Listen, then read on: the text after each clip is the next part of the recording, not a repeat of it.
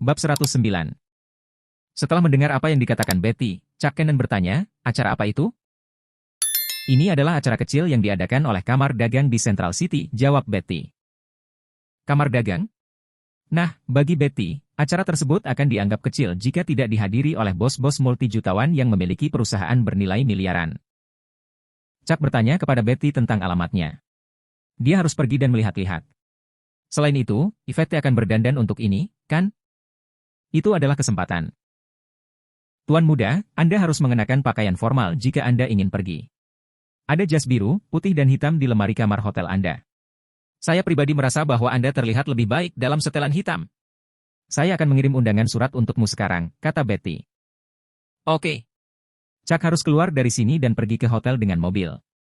Sekarang sudah cukup larut. Tuan muda, apakah Anda menginap dengan baik di hotel tadi malam? Tanya Betty. Tidak buruk, jawab Chuck. Dia tidur nyenyak semalam. Rasanya sangat nyaman untuk beristirahat di bintang 5. Hotel. Senang untuk mendengarnya, kata Betty. Baiklah, aku akan menutup telepon sekarang, kata Chuck. Selamat tinggal, tuan muda, kata Betty. Setelah berjalan keluar dari gedung, Chuck naik taksi ke hotel. Sudah jam 6 di malam ketika dia sampai di sana. Setelah sampai di lantai, dia mengeluarkan kartu akses untuk memasuki suite-nya. Tiba-tiba, dia melihat Sabrina Yalden membuka pintu. Dia mengenakan gaun malam yang indah. Gaun itu sangat ketat sehingga menonjolkan lekuk tubuhnya yang sempurna. Tulang selangkanya juga terungkap. Dia terlihat sangat seksi. Wow! Sosoknya sangat bagus, pikir Chuck. Chuck menatapnya selama beberapa detik. Ah! Bagaimanapun, dia adalah seorang selebriti. Ini diberikan bahwa dia akan memiliki sosok yang baik dan wajah yang cantik. Tapi, kemana dia pergi, pikir Chuck. Sabrina mengerutkan kening ketika dia melihat Chuck. Oh tidak. Jangan cabul ini lagi. Dia pikir. Bagaimana dia bisa tetap tinggal di suite ini? Tidak mungkin. Tarif menginap satu malam di suite ini adalah 50 atau 60 ribu dolar. Bagaimana bisa seorang penggemar gila seperti ini mampu membelinya? Ini tidak mungkin. Tetapi, Chuck membuka pintu dengan kartu akses dan langsung masuk. Sabrina terkejut bahwa dia tinggal di sini selama satu malam lagi. Dia menghabiskan lebih dari 100 ribu dolar. Apakah dia tidak akan merasa sedih menghabiskan uang sebanyak itu? Apa yang ingin dia lakukan? Apakah dia ingin melakukan sesuatu padaku? Sabrina merasa harus waspada. Ada terlalu banyak orang mesum saat ini. Chuck bahkan menatapnya dengan cara seolah-olah dia akan melecehkannya secara seksual. Ini mengerikan. Saya seorang selebriti. Bagaimana dia bisa menatapku seperti itu? Sabrina dikuasai amarah. Namun, dia sedang terburu-buru. Kalau tidak, dia akan mengetuk pintunya dan bertanya apa niatnya. Dia mendengus dan mengikuti stafnya ke bawah. Dia harus menghadiri acara di Imperial Hotel sekarang. Sabrina bertanya ketika dia melihat sebuah Rolls-Royce diparkir di pintu masuk utama hotel, apakah ini mobil yang menjemputku? Pengawalnya bingung. Dia menjawab, saya rasa tidak. Tidak. Tolong konfirmasikan 2 kali untukku sekarang, kata Sabrina. Apakah kamu sedang bercanda? Bagaimana mungkin mobil ini bukan untuk saya? Dia pikir. Pengawal itu berjalan mendekat dan bertanya singkat. Kemudian, dia berjalan kembali dan berkata, mobil ini disiapkan untuk seseorang bernama Tuan Cannon. Mr. Cannon? Siapa Mr. Cannon? Sabrina bertanya. Sabrina mengerutkan kening. Dia tahu bahwa ini adalah layanan paling eksklusif yang disediakan oleh hotel. Hanya ada beberapa orang yang berhak atas layanan ini. Dia belum pernah mendengar tentang Mr. Cannon ini sebelumnya. Dia menatap Rolls-Royce dan berpikir, saya selalu menginap di hotel ini. Juga, saya adalah selebriti terkenal. Bagaimana saya tidak berhak mendapatkan layanan ini? Mobil kita ada di sini, kata pengawal itu. Ini adalah mobil kelas Mercedes S. Itu masih tidak sebagus Rolls-Royce. Melihat mobil ini, Sabrina mendengus pelan dan masuk ke mobil. Sopir menyalakan mobil dan mengemudi. Sabrina tidak bisa menahan diri untuk tidak melihat keluar jendela dan berpikir, siapa sebenarnya Tuan Cannon itu? Untuk berpikir bahwa dia akan berhak untuk layanan semacam ini tetapi bukan dia. Dia bingung.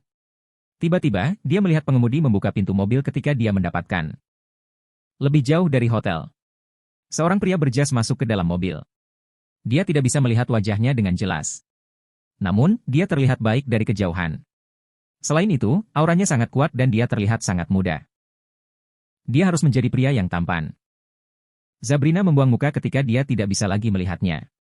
Dia berpikir, kenapa aku tidak sadar ada pria tampan yang kaya raya di hotel ini? Ya, aku akan meminta informasi lebih lanjut kepada resepsionis ketika aku kembali. Dia pikir. Kemudian, dia menutup matanya. Kamar dagang. Yvette Jordan mengenal beberapa orang setelah diperkenalkan oleh Susan San. Namun, banyak dari mereka ada di sini untuk bisnis. Oleh karena itu, mereka tidak tertarik dengan program pelatihan Yvette. Selain itu, perusahaan Yvette sama sekali tidak terkenal. Mereka kehilangan minat ketika mereka mengetahui bahwa perusahaannya berlokasi di alun-alun. Tempat itu terlalu terisolasi bagi mereka. Meskipun Yvette sedikit kecewa, dia telah memutuskan untuk bekerja lebih keras untuk perusahaannya. Yvette melihat Susan bertengkar dengan seseorang ketika dia keluar dari kamar mandi. Dia dengan cepat pergi dan berdiri di samping Susan. Dia bertanya, ada apa? Hei, kamu baru saja menabrakku. Kamu tidak meminta maaf padaku sama sekali, dan kamu bahkan memercik air pada saya. Susan memarahi orang itu dengan marah. Susan sangat marah. Dia sedang melakukan percakapan yang baik dengan seseorang ketika wanita itu menabraknya. Dia hampir kehilangan keseimbangan dan jatuh. Dia awalnya tidak marah sama sekali. Namun, wanita itu tidak hanya tidak meminta maaf padanya, dia bahkan menyalahkan Susan karena menabraknya. Setelah bertengkar beberapa saat, dia bahkan memercikkan air ke tubuh Susan. Susan memiliki temperamen yang buruk. Bagaimana dia bisa menanggungnya? Yvette marah ketika dia melihat riasan Susan telah rusak. Bagaimana dia bisa membiarkan temannya diganggu? Hei, bagaimana kamu bisa melakukan ini? Kata Yvette dengan marah. Wanita kasar itu sangat cantik. Dia mengenakan beberapa pakaian dan aksesoris bermerek. Perhiasan yang dia kenakan bernilai beberapa juta dolar. Yvette tahu karena dia melihat perhiasan yang sama persis saat dia menyewa perhiasan barusan. Karena itu, wanita ini pasti sangat kaya. Namun, bagaimana dia bisa menggertak orang meskipun dia punya banyak uang? Bagaimana dia bisa memercikkan air ke orang lain?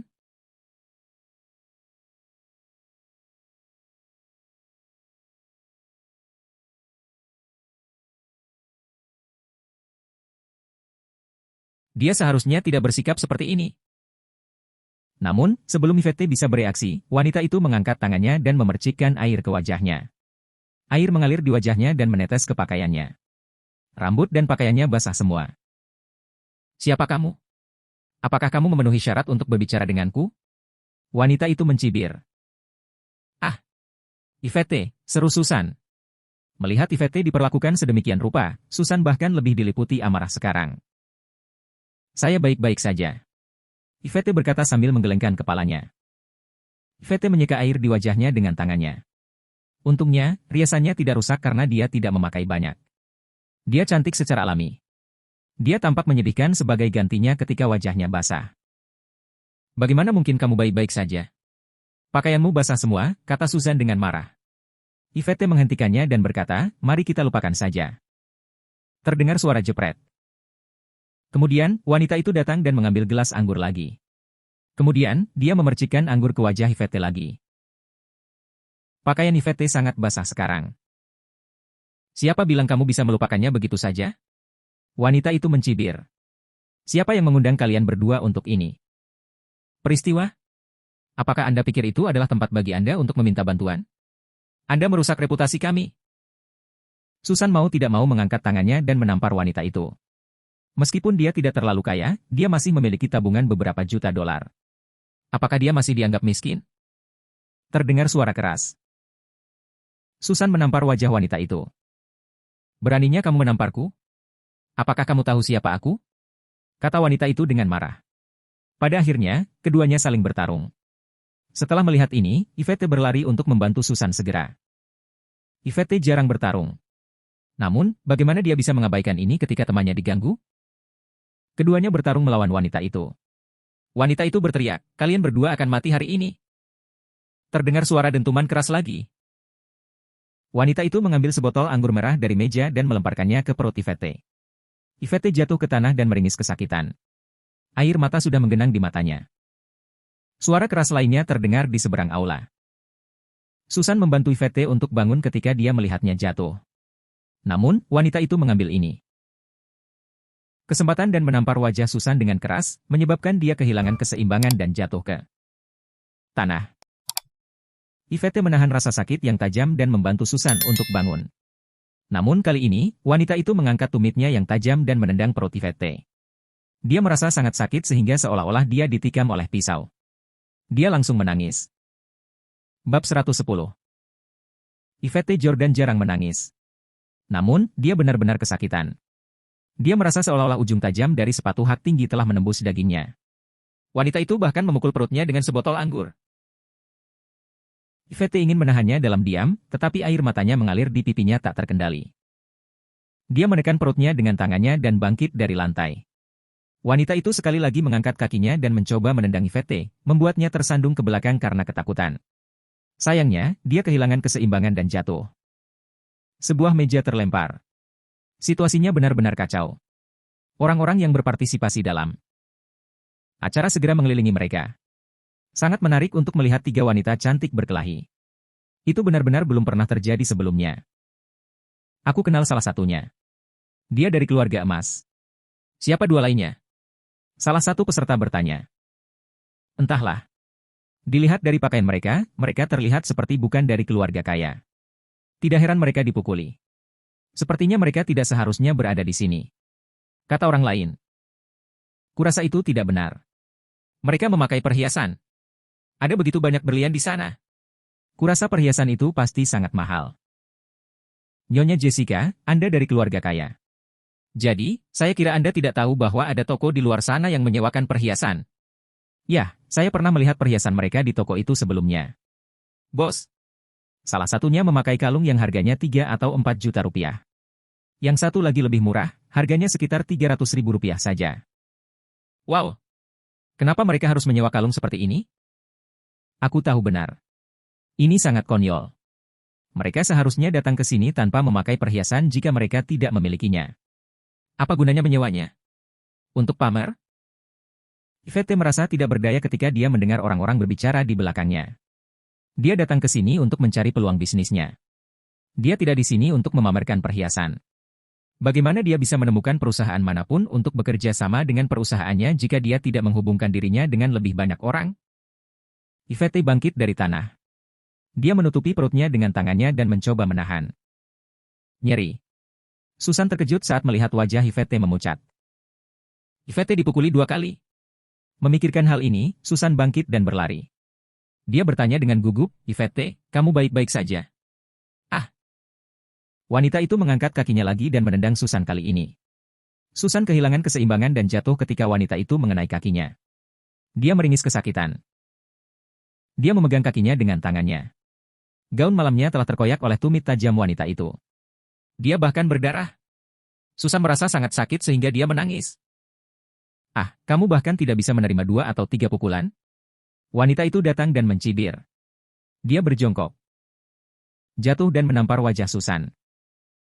Terdengar suara dentuman keras. Pipi Susan menjadi merah setelah ditampar oleh wanita itu. Beraninya kau menampar wajahku sekarang? Ya, aku akan mengalahkanmu sekarang juga. Wanita itu mencibir dan mengangkat tangannya lagi untuk menampar Susan.